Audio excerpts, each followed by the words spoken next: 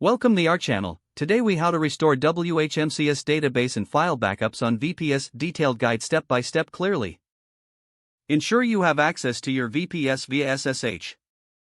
Log into your VPS using your SSH credentials.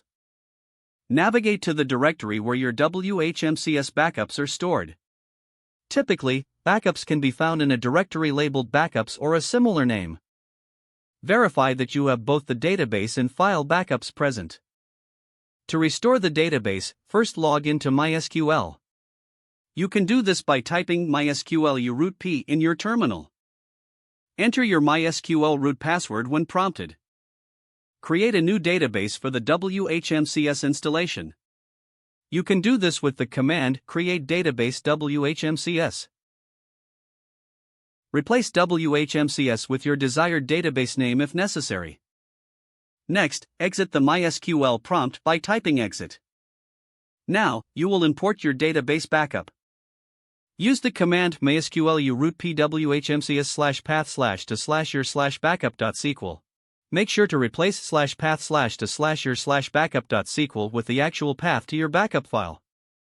After the database restoration is complete, navigate to your WHMCS root directory. This is typically located in /var/www/html/WHMCS. If your files are located in a compressed format, extract them now. You can use commands like tar-xzvf-backup.tar.gz for tar files. Replace backup.tar.gz with the name of your backup file.